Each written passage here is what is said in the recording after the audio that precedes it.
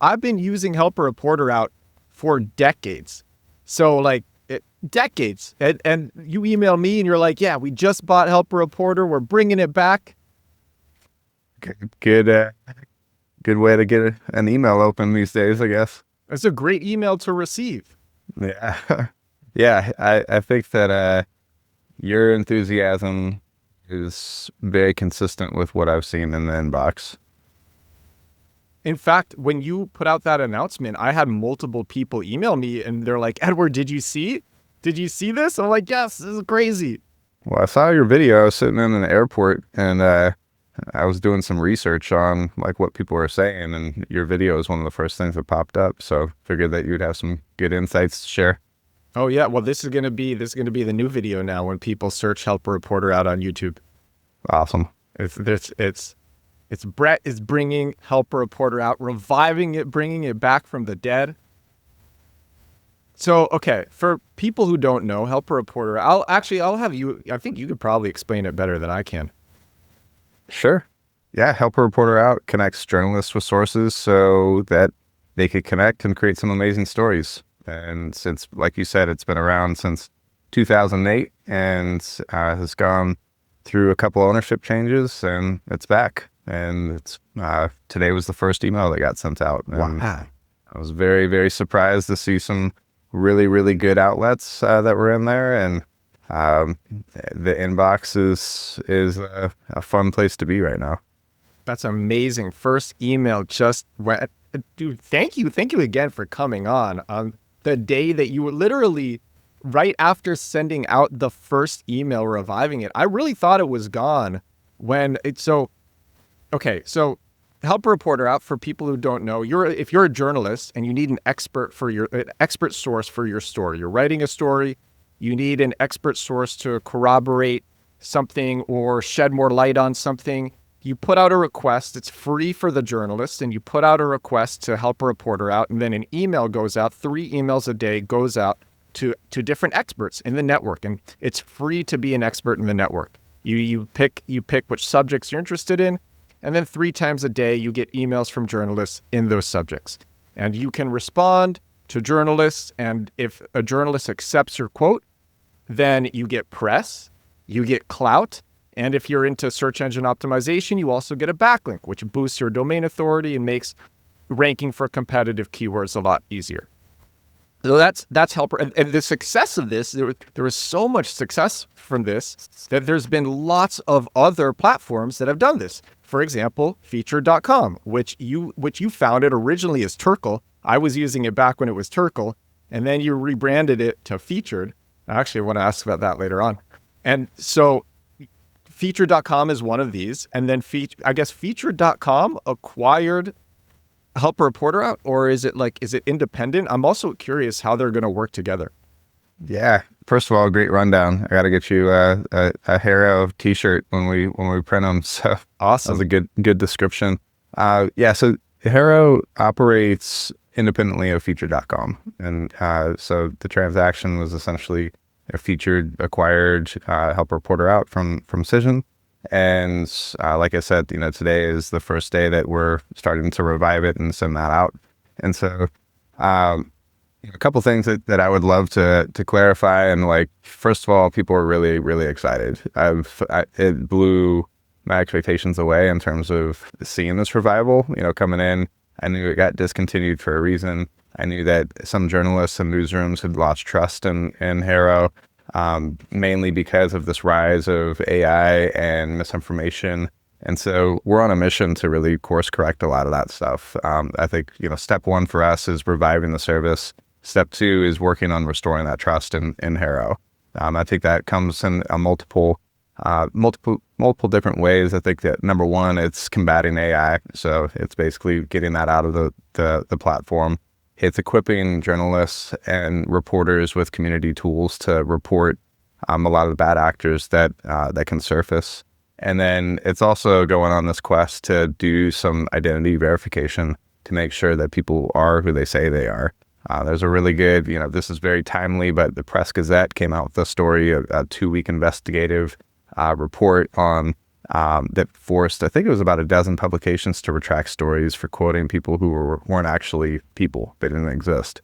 And so I think that platforms like ours, whether that's HARO or Featured, are up against this, kind of unique situation where it really requires full efforts on everyone involved, whether that's a source who's submitting a query, whether that's a reporter who's publishing a story featuring some insights, or whether that's a platform like ours that needs to take a shared responsibility. That's amazing. And I really appreciate you explaining that, because something that I wanted to ask was how this would be different from Source of Sources. And Source of Sources, it was founded by Peter Shankman, who originally founded Help a Reporter Out back in 2008. He founded it, and then he sold it. And then he started basically a clone of Help a Reporter Out called Source of Sources. But Source of Sources, it bans anybody who spams a journalist in their network. So if in Source of Sources, if a journalist receives a low effort response or something that's unrelated, or just I pitch for something different, or AI slop, or any of this stuff, then that person is completely banned. And so I wanted to ask how the new Help a Reporter Out would be different, but you explained it. Identity verification does not exist in Source of Sources. Yeah, I think that it's, with Featured.com, we've been on this 3.5-year journey where we've put tech at the forefront of everything that we're doing, whether that's AI, whether that's identity verification, a lot of the community standards that we have, all of it's tech driven.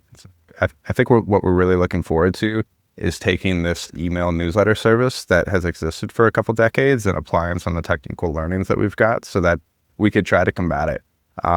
I would be totally lying if I said that this is going to be perfect from day one. I think that email by email, day by day, we're going to get better. And our goal is just to create something that's very helpful for the journalism industry, for people who want to get their voice featured in the media. And you raised up another important point, that it's free for both sides. I think that, for the last 3.5 years of running Featured, which Featured will continue to operate, the business model there, it's a freemium model where anyone can answer 3 questions a month at no cost. And then we have paid subscriptions for people who want to submit additional submissions past that.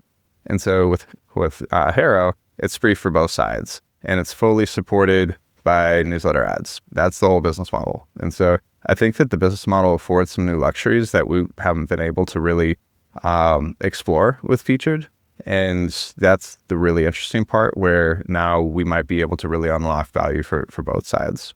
This method of marketing is so effective, I had to make sure it wasn't against Google's rules before I kept doing it. It's a form of SEO I call compact keywords. Whereas most SEO focuses on putting up articles to answer questions how, what, when, compact keywords focuses on putting up dozens of pages that sell to searchers who are actually looking to buy. These pages rank on Google and convert so much better than normal that when I discovered this years ago, I couldn't believe this was allowed. It's less work too. The average compact keywords page is only 415 words. Compact Keywords is a 13-hour deep course on getting sales with SEO. A customer recently said, "Each lesson is dense with information. You're giving years worth of experience boiled down into 15 to 30-minute lessons with no filler or fluff. I feel like I'm gaining a new superpower." Compact Keywords is about setting up an SEO funnel that brings you sales for years and years and years. It works with AI, it's less work than traditional SEO, and it makes way more money. You can get it now at compactkeywords.com. Back to the podcast. By the way, it's amazing. So yeah, Help a Reporter Out is free for everybody. Featured.com, I got your email. You just dropped the price, the monthly price, down to $19 a month. For $11 a month if you pay annually. Yeah, crazy. Because I made a podcast about it literally almost a year and a half ago in January last year. And I think the price was $99 a month. And I was using it at $99 a month. And I was like, everyone has to use Featured.com because my acceptance rate is 76%. This is crazy. Like literally 70%, and I'm a good writer, I'm a very credible person, but 76% of my submissions to Featured.com were accepted. So I would respond to a journalist on your service, and there was a 76% chance that journalist was going to use my response, which was crazy. And that was $99 a month. And then you dropped it to, I think, $32 a month. And now it's $19. Amazing. Yeah, there's 3 different plans. There's 4 different plans. There's the free plan. There's the $19 a month light plan that allows for up to 10 submissions a month. We just launched that in the last couple of weeks because we recognized that people wanted to submit more than 3, but that it didn't necessarily need the $49 a month pro plan that comes with unlimited submissions. So we've got that plan, which is really, really popular. And then there's the business plan that's $99 a month. And that allows you to submit byline articles in addition to answers. And so we've seen some really good traction with all of those plans across the board. So really excited for all of that. Can you tell me about that last plan? Yeah, the business plan. So comes with unlimited answer submissions. It comes with data, including domain authority and link attribution, so you could prioritize your opportunities. It comes with byline articles where we've heard from a lot of experts that they want to express their knowledge in more than 4 to 8 sentences in terms of answers. And they want to be able to author a full-length post and have that pitched to different publications. So that's huge. So byline articles is one for us where anyone can write an article, choose up to 5 different publications to pitch, and then those publications can claim that article on a first come, first served basis and publish it to their website with attribution for the author. So we've seen some good traction on that. Still got a lot of ways to go there. There's also interview profiles, which is kind of a Q&A profile with experts, and then included in the business plan is our premium API that allows you to essentially take all the media opportunities that we have on Featured, put it into a native portal, and then be able to submit answers via your API, which a lot of agencies have found to be very useful because they're essentially able to white label the service without sending clients over to Featured. And that's been a game changer for us. Wow. And I want to go back to Help a Reporter Out. I like what you said about how we're upgrading it. We're making improvements email by email. I mean, I'm a tech founder, so what a lot of people don't realize is it's just completely iterative. You see what works, what doesn't. You make fixes on the fly. You make more fixes on the fly. I think I'm very curious your approach to combat AI slop, because actually I think Reddit is a pretty good example. If you copy something that was written by ChatGPT and you paste it into Reddit, into some subreddits will just automatically not accept it because there are special characters that ChatGPT is more likely to use, for example, or special patterns of writing that ChatGPT is more likely to use. Now, 4.0 has gotten a lot better. It's gotten a lot better at getting past AI writing detection programs, ChatGPT 4.0, but it's still not perfect. And I guess I'm curious how you've approached that, because it is such a huge problem. Yeah, I think that, look, the AI detection systems are not perfect, and the real baseline that we have is, in regards to HARO, is if a response doesn't help a reporter out, then you will potentially be blocked, from using HARO. I think that that's like the baseline that we're starting from. And then we've got to have different systems designed to basically have checks and balances, so that if a reporter does say, hey, thumbs down on this response, and we get that, and we're looking at, the response that was sent and why it was, given a thumbs down, or even worse, it was just reported as spam by the reporter and they actually wrote a report for us to check out. We basically just have to take a look at that, and we can take a really hard line stance with it. I think that that'll be one of the biggest surprises for the community, who's traditionally used to a way of using HARO, which is, I've seen it, time and time again. It's a quantity approach. You're submitting, and it's a numbers game. That's not very helpful. And so I think that the thing that we have a liberty to do, because we have a free business model that's fully supported by ads, is we could just, we could take the stance, a hard line in the stance, to say, hey, if you're not providing value to reporters, you unfortunately can't be a part of HARO. And that's the thing that we're, starting off from day one with, is we need to take a hard stance, because there is a bunch of misinformation that's out there. There's a bunch of AI that's being used. And as a platform who needs to take a shared responsibility on that, we have to take a hard stance. Is there auto detection for AI writing? There's a ton of different stuff that we're looking at. There's a ton of stuff that we've integrated and implemented. And, bottom line at the end of the day, I just got back from a Google Cloud conference out in Las Vegas a couple weeks ago. One of the notebooks that I took back for my 3 kids was 2 steps ahead. And it was like a Google Cloud security notebook. And 2 steps ahead for us is like where we're trying to be in terms of this, because the innovations that are happening within the space, especially from people who are trying to game the system, because it is very lucrative to be featured in, different publications like Wall Street Journal and USA Today and Forbes and a few others that we've seen. We've got to stay two steps ahead in terms of AI detection. And there's a lot of stuff that's coming towards us that allows us to do that, or at least try to do that. The reason I asked is because there are a lot of people who will just naturally use AI to improve their answer, but they won't give an unchecked answer. They'll have their opinion. They'll give their opinion to ChatGPT. ChatGPT will write up their opinion, and maybe they'll submit that, or maybe they'll make a few changes. And maybe that won't get past an AI detection tool, but it is actually this person's unique opinion. It's just written by ChatGPT. I think the other thing to know about HARO is HARO's about connecting. It's not necessarily about quotes. It's not about, providing a 4 to 8 sentence quote that can be copied and pasted. Oftentimes what a journalist or reporter is looking to do is actually connect with the source and get the full story. And so a lot of journalists will be, transparent about that in the query that they're submitting.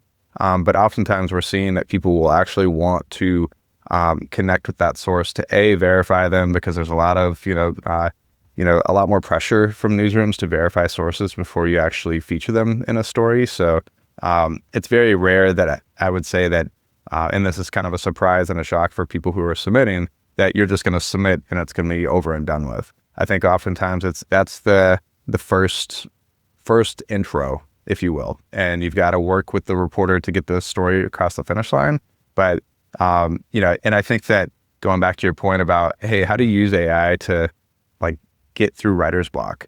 And when you do see a query come in that's a great match for yourself, if you don't know exactly where to start, these writing tools like Sonnet and from Claude and ChatGPT and some others are really good ways to unlock information that you've got about yourself. So I think that in that regard, it's a really powerful tool. When a journalist reports a source and it says this source is no good, maybe because, well, before I even say why I'm even thinking this, the journalist reports a source. Does your team go and look at that source and their response before banning them, or is the system just automatic? No, absolutely. Look, we got to tread lightly, and it's a very heavy manual lift for our team in these first days and first weeks and first months as we revive HARO to make sure we're doing the right things for both sides. So yeah, everything's right now manually done. We're looking at everything. We're taking it on a case-by-case basis, and as you said, email by email, day by day to get improved. And I think gradually we'll find that equilibrium where it all starts to make sense. Oh, yeah, that's awesome. Do you have any idea of when identity verification will roll out? That will be a game changer for preventing just a lot of spam. Yeah, I mean, right now, we already have some initial safeguards in place. So some of the different things that if you're using the service, and you'll start to see is if you submit a response, you've got to verify the email that you've submitted from. And basically we give you a couple chances to do that. And if you don't verify your email, then you can't submit responses. And so for anyone using Help Reporter Out today, if you reply to a reporter's query, you'll immediately get a verification email back and essentially say, hey, verify your email. That enables us to do some additional verification on our side to make sure that this person is who they say they are. And we've got different layers of the product roadmap that we've got to tackle after that. Yeah, that makes a lot of sense. I've not only have I been a source on Help Reporter Out, I've also been a journalist on Help Reporter Out. And so I can say with empathy to the other journalists, it is really, when it's bad, it's bad.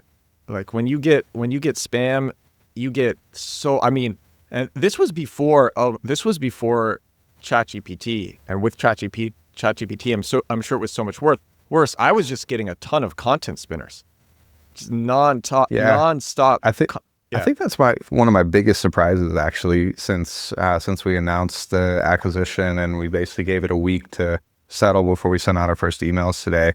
The inbox is full with incredible sources from all different types of industries, all different types of backgrounds. There's incredibly reputable PR agencies who are utilizing the service that are well connected to different sources that they represent. And so that's the biggest thing for me is like the potential. The potential of HARO is tremendous. That's what inspired us to complete the transaction, to revive it, to bring it back. How long ago did you complete that? Sorry for interrupting. Yeah, so we announced it officially on April 15th, so of 2025. Was it like a hard process? Was it? Did it take a lot, or was it surprisingly easy? Little I don't friction? think that there's ever been a transaction that's been easy. I think that, from what I'll say, it was, we feel, we feel very honored that Cision gave us the torch to carry on with HARO. And I think that they didn't make that decision lightly. So, in that regard, we look at it as a testament to us and the team and what we're building, that we get that opportunity to revive Help a Reporter Out.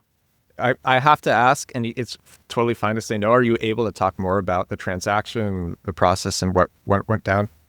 Let's do rapid fire. What do you want to know? How much was it?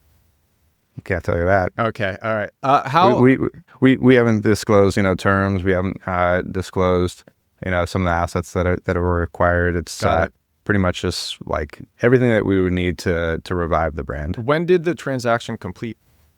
That was April 15th. Oh, it was. So you had just announced it on the same day. Yeah, well, it got completed, more towards the end of March, and then got a line on the announcement. What's the process been like of getting the assets and reviving it and sending out the emails and doing all of that? Was it easier or harder than you expected? I think that it's a little bit of both. It's a pretty straightforward, simple product where it's an email newsletter that connects sources with journalists. And probably my biggest surprise was the amount of interest that we were able to gather from reporters and journalists. Sourcing is an infinite problem that they face, and any kind of resource that has a value proposition that delivers on that is something that's of interest to reporters and journalists. And so for us, we immediately saw this huge uptake in terms of reporters and journalists who needed to connect with sources and needed that in a pretty immediate fashion. So I think that in that regard, that was a big surprise for us. Again, the positivity surrounding the revival. There's a lot of people that just gave up. Like once HARO was discontinued, a lot of people, like I've heard stories of people shutting down their PR agencies. I've heard of people who have just completely said like, hey, once that was gone, I just gave up on trying to get my voice heard in the media.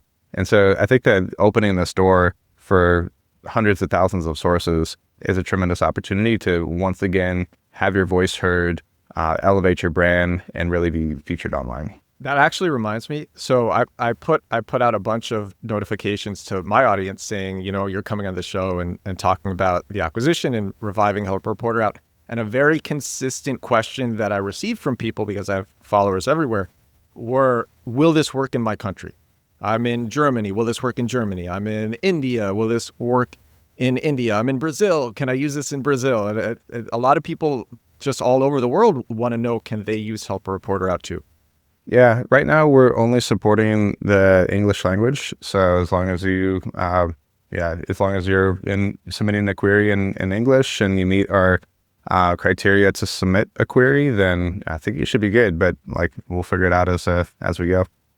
Yeah, that's what I've been telling people too. If you're doing marketing in English, or you're doing public relations in English, it's a perfect place to be. So you said that it shut down because there was too much AI spam. Was that the entire reason that?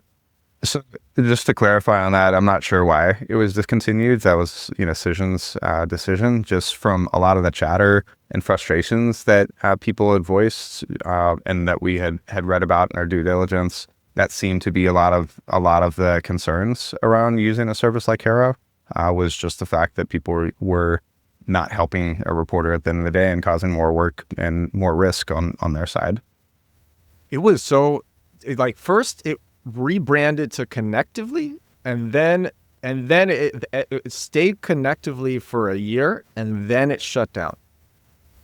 Is that correct? They rebranded to Connectively, so they took away this a very familiar name that people know and love. And then HARO's had a year. April 24, I think it got rebranded. December, it got discontinued. And now here we are in April again, 25, and it's back. What are you most looking forward to with Help Reporter App? The thing that I've always been passionate about is taking someone with, years of hard-earned expertise and experience and giving them an outlet to share it. So it's just amplified with HARO. The fact that we've got hundreds of thousands of different sources who are readily available at an email to comment on a story that they're very well qualified to submit for, that's really exciting to me. So amplifying that expertise and allowing voices to be heard across many different diverse spectrums is a mission that we're all getting behind. It's such a valuable platform, and thank you for buying it. Before you go, I remember when Turkle was rebranded to Featured. Wow, it was so long ago. Why did you? And I love, by the way, I remember, I can even remember the UI of Turkle. I think Featured looks very different. Correct me if I'm wrong. And I like the rebrand, but what caused you to do it? Well, before we even started the company, I submitted my information for featured.com. It was a domain that was available for sale, and I just blindly submitted through a general contact form. I think 3 years went by, and then I got a response back that, hey, are you still interested in this domain? We're gonna sell it. And so at the time we were Turkle.io. Turkle was a word that we chose to represent of giving voice to the uncelebrated. And so that was, kind of the vision, mission behind Turkle. And featured.com was just too descriptive of a word to capture the value proposition that we're delivering to PR agencies, to in-house marketing teams, to do-it-yourself small business owners, where you could get featured in the media. And so, we made the decision to acquire the domain, rebranded to featured.com, and, haven't looked back. And it was one of the best decisions we've ever made. It was an amazing rebrand. The UI still, I love it. I love how it looks. Actually, you know what? Okay, I have another question. And I've had so many experts on the show answering this in their own ways. I would say I'm kind of an expert in this, and I've answered in my own ways as well. If you are an expert source trying to get accepted from a journalist, do you have any tips for people on how to increase their acceptance rate? And you have so much experience with featured.com now. So you are the person to ask for this. I don't even think that my acceptance rate is near yours. 76% is pretty high on Featured, so that's a good rate. I think the biggest thing is stick to your expertise. Share this. If you've got to go to ChatGPT to think about it, if you got to go to Google search to research the topic, chances are you're probably not the best fit for that query. But if you're asked a question and you immediately get a response and it's a unique take that not everyone else would have, that's going to be super helpful to a journalist, because a journalist you put yourself in the shoes of them for a moment. They're writing all these different stories, multiple stories, and it's stuff that they may or may not have expertise about. That's your job, is to provide that added level of expertise so that they could push that story across the finish line and add value to the reader.